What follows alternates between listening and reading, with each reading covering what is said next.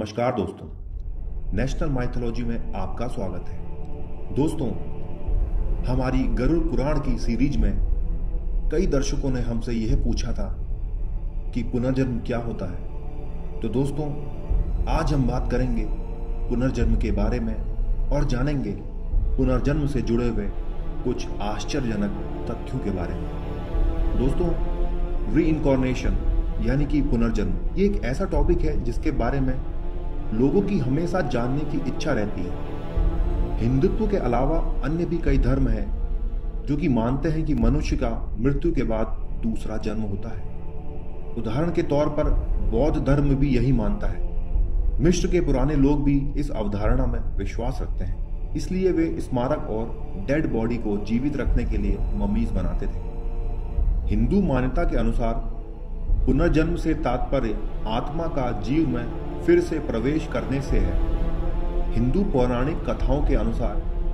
पुनर्जन्म का सबसे अच्छा उदाहरण भगवान विष्णु के अवतार है, जिन्होंने पृथ्वी से बुराई मिटाने के लिए कई बार मनुष्य अवतार लिए।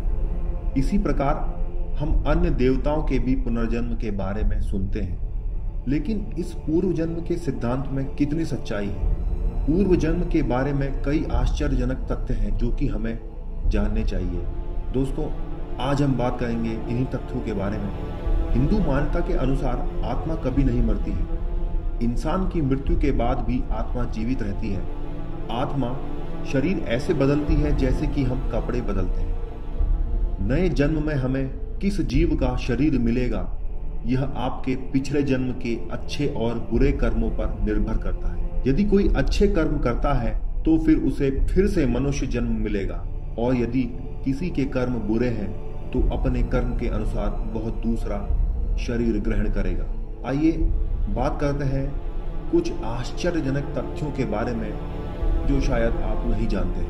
दोस्तों, अधिकतर बार मनुष्य के रूप में ही जन्म लेता है, लेकिन कई बार वह पशु रूप में भी जन्म लेता है, जो कि उसके कर्मों पर निर्भर करता है। यदि कोई व्यक्ति अपनी इच्छाओं को पूरी किए बिना मर जाता है तो वह भूत प्रेत बाधा आदि बन जाता है।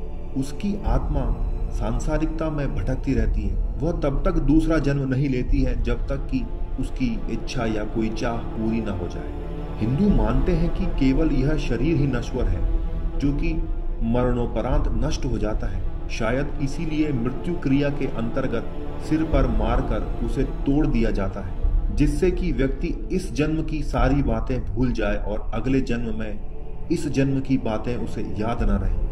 उनका मानना है कि आत्मा बहुत ऊंचाई यानी कि आकाश में चली जाती है, जो कि मनुष्य की पहुंच से बहुत बाहर है, और यह नए शरीर में ही प्रवेश करती है। यह जानना आश्चर्यजनक है कि इंसान 7 बार पुरुष या स्त्री बनकर यह शरीर धारण करता है, और उसे यह अवसर मिलता है कि वह अच्छे या बुरे कर्मों द्वारा अपना अगला भाग्य लिखे। आपको यह भी जानना चाहिए कि आत्मा मृत्यु के तुरंत बाद नया जन्म नहीं लेती है। कुछ सालों के बाद जब स्थिति अनुकूल होती है, या कुछ महीनों के बाद। ये डिपेंड करता है कि उस व्यक्ति के पूर्व जन्मों के व्यक्ति के कर्म कैसे थे।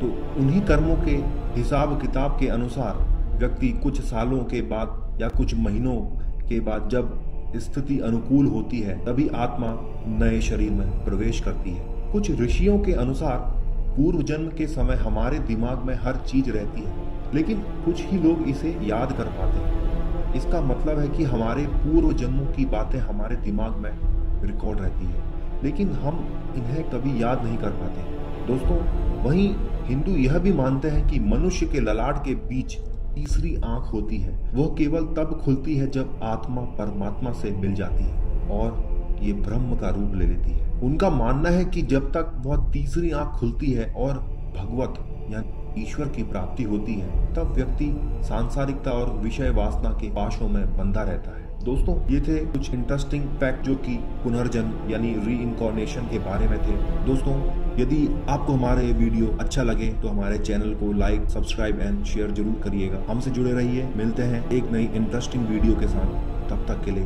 नमस्कार।